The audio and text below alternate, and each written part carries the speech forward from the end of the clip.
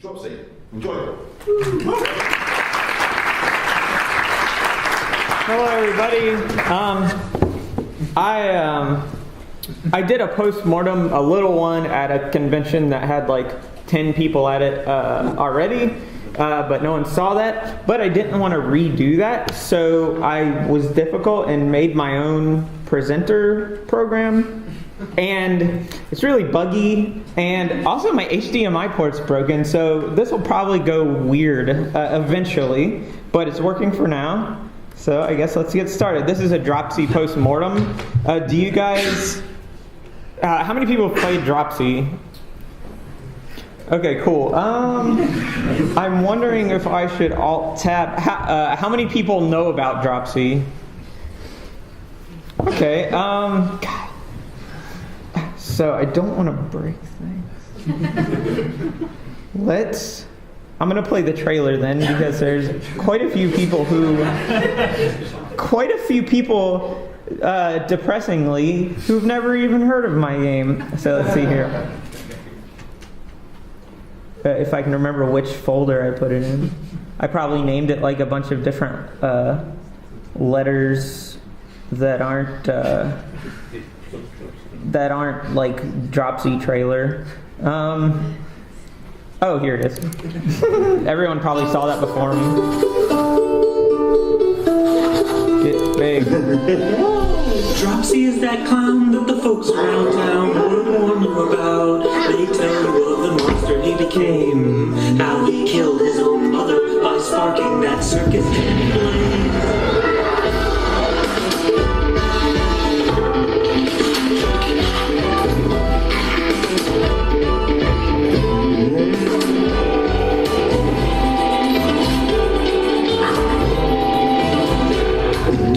Dropsy is that clown that the folks around town are wrong about, and he cares for them all anyway, with his signature smile and warm, damp, loving embrace. Dropsy is that clown that has secrets even he doesn't know about, mysterious mysteries away. With the help of his friends, they'll uncover it all in the end.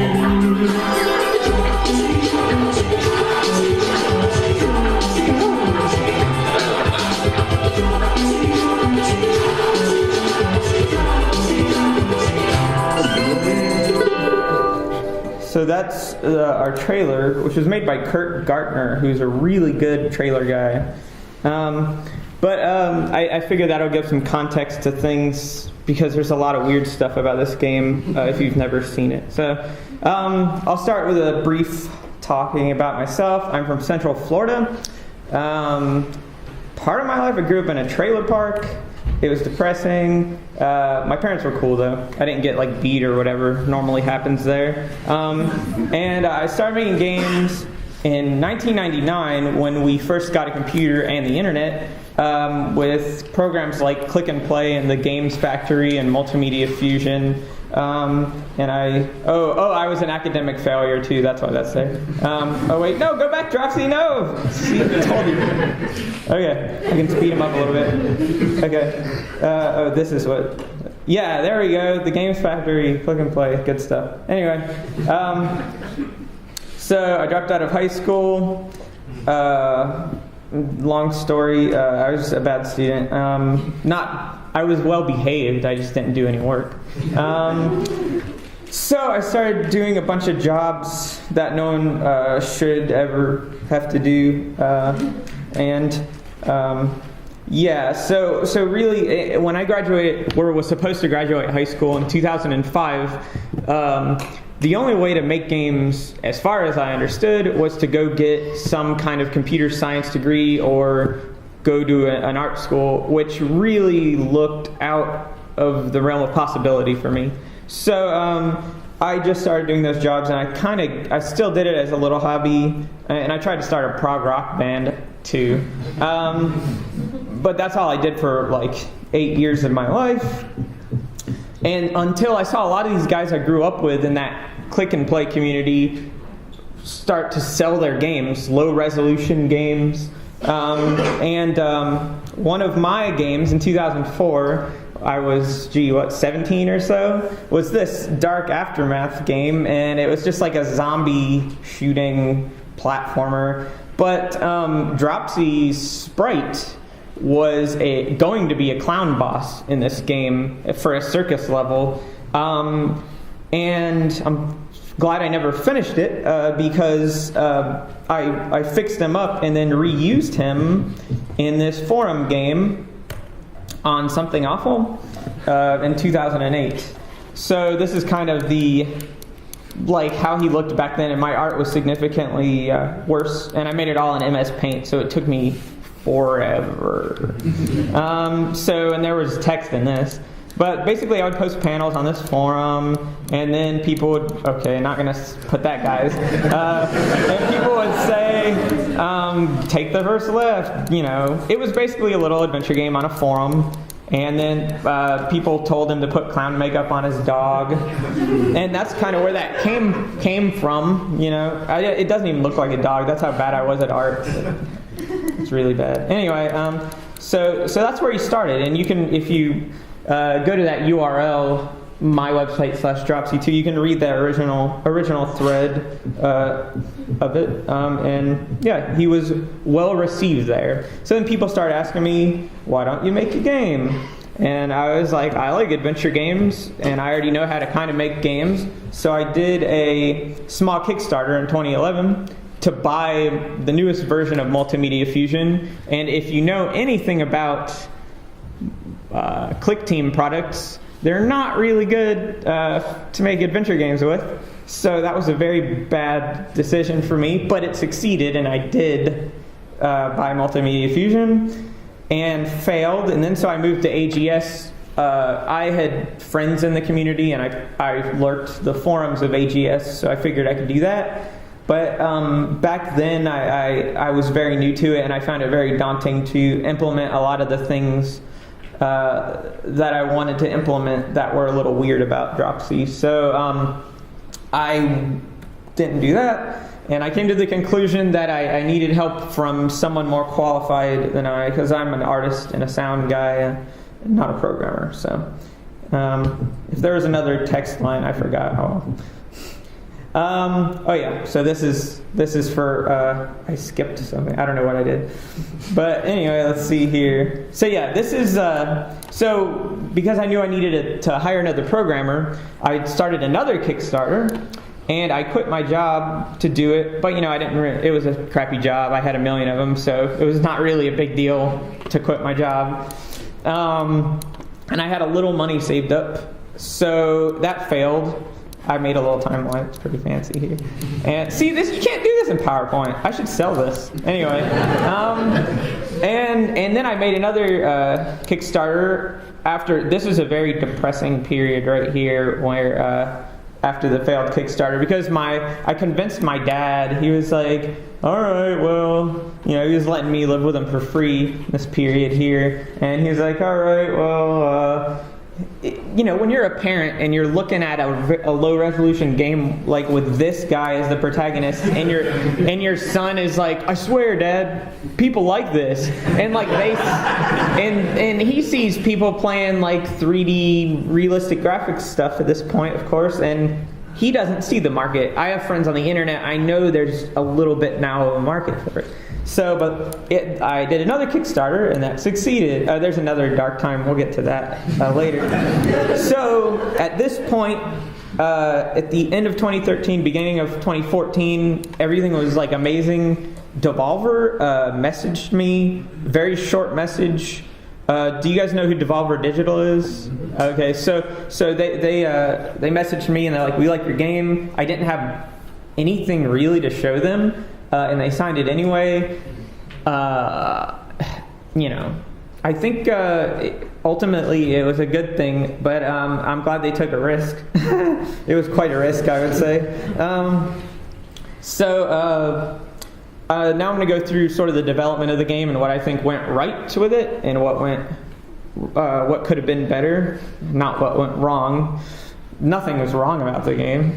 Anyway, so there's a day and night cycle in the game. It's kind of an open world game, and It does make the world feel very alive. People are in different locations depending when you go in a location. They're doing different things, and you can find more about their personality than just seeing them in one spot repeating the same animation. So the problem with this is some puzzles were dependent on timing. So, for example, there's a graveyard scene, and there's a guy who is in the graveyard at night, and you have to bring him an item there. He's like mourning over his wife, and you find a memento of hers, and you have to find him an item.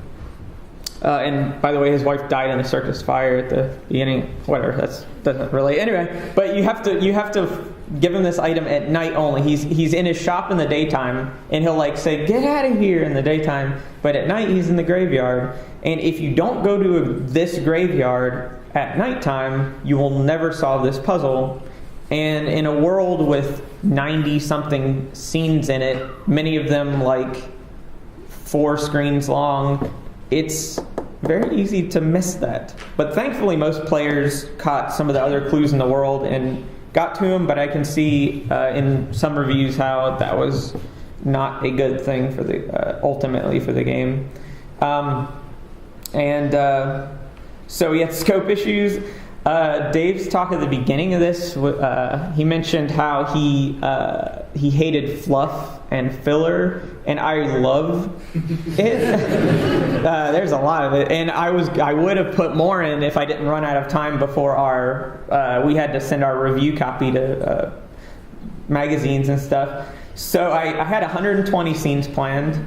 A lot of those, though, were in this dream world, and when you go to bed at night to pass time, you sometimes enter a dream, and it gives some more context, because there's no text in the game, on Dropsy's backstory and stuff. So some of those weren't really things you were forced, to go to. But this was it was my first giant project. I was just very bad at. I had this huge bed of lore that I developed over years since 2011, and I didn't want to let any of it go. Like I didn't want to. I didn't want to have anything like not be in the game that I thought was a really good idea, and of course that's a common first big game issue. So the other thing was there was supposed to be a little fake Nintendo where there are cassette tapes in the game world where you can play them in various cassette players, and that got implemented, but there was a similar thing where you could find cartridges and play them at home on your Nintendo. And so on the last day before release, we colored over the Nintendo, but in some press photos and in a certain cutscene in the game, you can still see the Nintendo. And so I had messages from people like, "How do you get the Nintendo? I saw it pop in there. Where's the Nintendo?" And that's what happened to the Nintendo, if anyone's, or the fake Tendo, or whatever you want to call it. That's what happened to that. My irresponsible scope issues. So one of the things about the game that I wanted to do was not let any character be just a pastiche of a personality type. Like there's a record store owner with dreads, and a shrill like preacher lady who's unpleasant to listen to, voiced by me. And it was all the voices are blah blah, babble stuff. So I just had to pitch me up a little bit. I mean, I already have a little bit of a high pitched voice, but So there, I have a lot of ideological and philosophical beliefs. Theological beliefs about human value, and I didn't feel comfortable. A lot of these NPCs hate you at the beginning of the game because they blame you for a fire that killed some people in their town, and I didn't want them to really be your enemy. I wanted you to be able to find out more about them and understand why they're so mad at you and why they're being an obstacle in the way of you progressing, and through that help them and then convince them that maybe you're not a monster, you're just So I wasn't a lot of that was going to be expressed through these little areas you could access with your mouse and bird companions, and you could see their rooms and things about these characters, and it was just way out of my ability to add before the game came out, and it would have added a lot more scenes for people to go through and wonder, is there an important item here? What am I missing? When it's really just story coloring.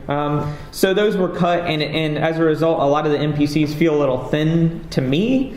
To people who play it, they don't really... Oh, you could have been watching those guys the whole time. But to people who play it, I don't really hear a complaint about that very often. So maybe that's just the thing that bothers me about the game. But I really wanted to flesh all of the NPCs out.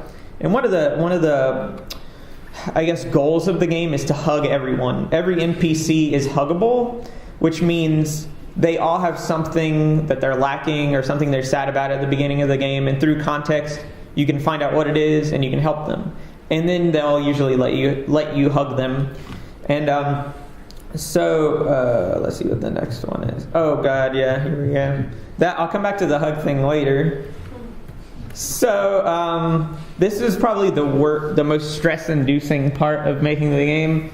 Like I said, I'm not from an academic or background, and so I was like, oh gee, I'll just write this contract for my programmer, and he was my best friend, and I sent him all the money up front for his work that he was going to do, and he went through a very difficult time, and it wasn't an excuse. He was genuinely having a very, very hard time in his personal life, like I can't imagine. And so I understood why he couldn't really work on the game, but we had deadlines now because we were published, and it just wasn't working out. So this contract, if you'll notice, says nothing he has to do for me. It only says I will pay him a lot of money in royalties. Thankfully, he didn't hold me to this and be a jerk. But yeah, that was dumb. So this is now about what worked in the game, the things I'm proud of. There's a real sense of discovery, exploration in the game. There's a lot of environmental storytelling that's not just like spray-painted graffitis or like skeletons in positions after the apocalypse.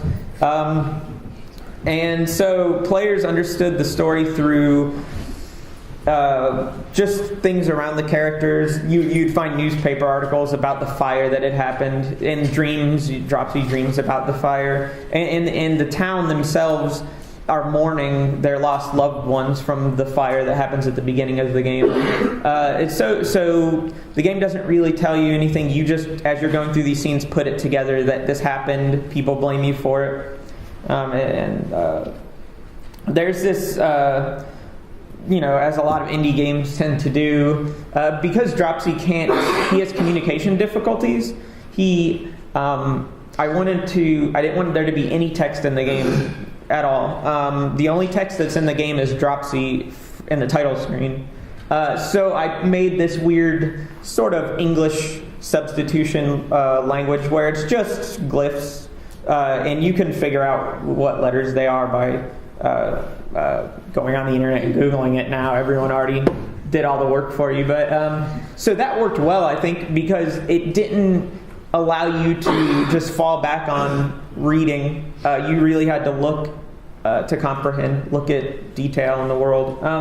And like Dropsy, he can't fall back on reading. He had to look at other things going on. So a lot of the puzzles, it's an open world game, and it has about 3 main puzzle lines that all must be completed, but a lot of those can be completed in multiple orders. You do, on the world map, there are like little waypoints that kind of blink and show you these are your current tasks that you're doing in the areas where you received the task. So what we did with the early puzzles was purposefully sent you through areas where you'd pass by an NPC that later would be referenced by someone else. And then you'll remember, oh, the hippie guy's over there that this guy knows. I'm going to go back over there. So you kind of get... A lot of people feel lost, I suppose, at the beginning because the world is so big. But I feel like it was so rewarding when you started wandering around and learned the layout of the world later that it was worth the, 20 minutes of feeling lost at the beginning because you're really kind of learning this world. Next, speed up. Okay. Yeah, there we go. Okay. So simplified UI, this is something a lot of new adventure games do. There's only 2 of those. Okay, cool. So no combining items. One thing I noticed when we were testing the game is people click on every item in your pants, your inventory, and then click on every other item in the world or every other NPC in the world and try to get one to work. Because they're used to adventure games working this way. So I figured if we had combining items, that would be exponentially worse, because then they try to combine every other item on every other item, and I don't think it really would have added a whole lot to the game. So if you wanted to combine an item, there would be an item in the environment, and then you use an item on that, and then pick it up. That only happens like twice. And then it's just left click only, no right click, which made it really easy to port to iPad and stuff. Oh my god, animation speed. Okay. Okay, so the companions were great. I think I probably got the idea from the Blackwell series for this, even though it's been done in a few other adventure games, and Primordia, where you have these companions that you meet, the mouse and the bird you rescue from bad situations throughout your journey, and they're able to do things that you can't do, so it adds another element of remembering, oh, I saw a mouse hole in this part of the world, let me go check it out. And then so you have this new sort of, I guess, desire to go around and see what little secrets you can find. And it's really cute. I really like in like Earthbound and RPGs where you have your little party following you around everywhere. It made me feel good when like a new person would be following you everywhere. So you have these like 3 little animals following you, and yeah, the dog can pee on things that look like fire hydrants. There was going to be like a weird meta game where he's supposed to conquer the map by peeing on all of the hydrants with like a competing dog, which if we can, we're going to reinstate in this January. I'll talk about it later, but there's a January update with all the stuff I couldn't fit in. Well, most of the stuff I couldn't fit in. The team talked me down from some of the more useless things, but yeah, not peeing. I'm going to try to put that in there.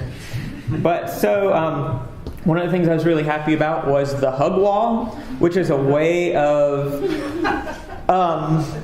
when you complete a puzzle or hug a person, Dropsy, and you go back to your house, Dropsy has colorings of every person that he's hugged, and he puts it on his wall. And if you zoom into each one, it's a very crudely, colored version of each one of them, and he adds a clown face on each of them. And it's just a cute way to keep what puzzles you've solved in line, and remember, oh yeah, I helped him, and who you have left to help. And it was very, it worked well within the context of the world, and it gave him some personality, how he maybe sees them. A lot of these people are mean to you, even after you help them, and he just sees them as, I don't know, people he loves. So, the soundtrack was really good. There's a video I was going to play of him recording it, but I think for time issues, I think I'll skip that right now. But I'm nerdy about this, but there was a real Mellotron in the studio that they had. So we got this real keyboard that's really dorky that like 5 people here. How many people know what a Mellotron is? Okay, like 10. Okay, cool. And then the Dreamworld soundtrack. I'm into music, and I really wanted to get my hands into the music, and Chris Schlarb is very much wanting to work on his own. So I was like, okay, well, I'll just do the dream areas. So I was able to get my hands dirty and have my own input in the audio of the game, which made me happy. And everyone, as far as I've heard, reviews mention this as a very high point, the soundtrack. So it was good. No text has been very a boon for the game. I really like it on the level that even if there's no localization changing what things mean for people. Of course, if you grew up in a different culture, you're going to understand visual cues differently. But I love the idea that even if you can't read, which not many of these people will probably be on a computer, but even if you can't read, you're going to be playing roughly the same game as someone who's highly educated or whatever. And I also liked that when players describe characters, they all have, because there's no text, there's different weird like ways of describing them. The walkthroughs were very interesting. Dropsy, the people who live with Dropsy, some people think it's Dropsy's dad, some people think it's his brother. There's a photo album that'll clarify that, but I'm happy with just in the game, but I'm happy with just letting people think whatever. And again, Dropsy is not the best communicator, so to interpret these icons most of the time is not necessary to complete a puzzle. You can figure it out other ways, but I liked that it sort of made it put you in his shoes, his big squeaky shoes, which there we go. I enabled right now. There's an option to put his shoes, turn his shoe sound on in the game, and you get an achievement for completing the game with his shoe sound on. It's very annoying. Is this just another? Oh yeah, okay. So I liked the idea of having a character with a disability and doing it in a tactful way where you're not laughing at him. He's a powerful force in the world. He's a force for good. He changes things in the world. He's not like played for laughs or something.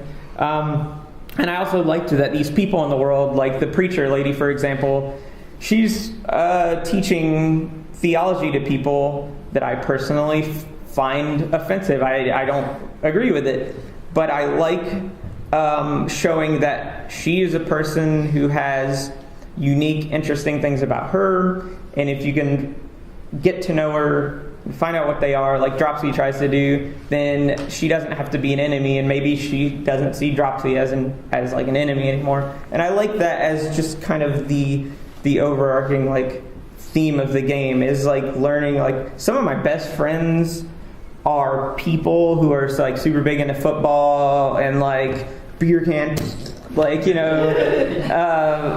these guys, in any other context, I would have nothing in common with them. But when I got to know them, like there's so much complexity in there that it's just those relationships are some of my best relationships with people. The audio volume's up a little late there. So the team is the last thing here. I met these guys through the Click and Play Games Factory community.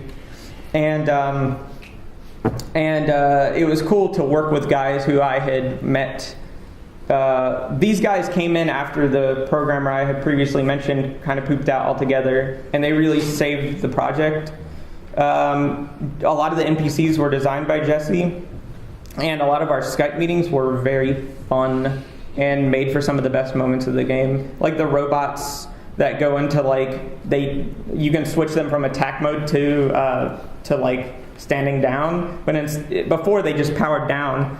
But we're like, what if they like go into party mode? So then they put their gun in their little robot pants and then pull a martini out, and then disco balls come down, and it's like a secret lab, but it fit with the villain's personality too. So backer testing was very helpful. These guys are generally adventure game. Some of you guys are. How many of you backed the game? Oh wow, 5, 6. Okay. It was sent in for testing, and the testers were good for bugs. They really helped us squash bugs, but the gameplay they hated. They said point and click gameplay not fun was the very first line in the list of things. So then I kind of discounted some of their other things, but the bugs, they gave us like 3 pages of bugs, which helped immensely. Some press folk I like Patricia Hernandez's articles on some other websites, but, you know, I don't know if they read or all the way or something, but they said a lot of, I mean, I can't blame them, I guess. But, and then I sent some of them, okay, yeah, I gotta stop now. But yeah, there's that stuff. So we had a struggle with that. But yeah, and then that's the end. Actually, we're on the last slide. So, oh wait, no, we're not. I'll go to the last slide. Yeah, it just says buy it on the last one. You can read that yourself. Anyway, thank you very much. No time for questions. Okay. Well, thank you.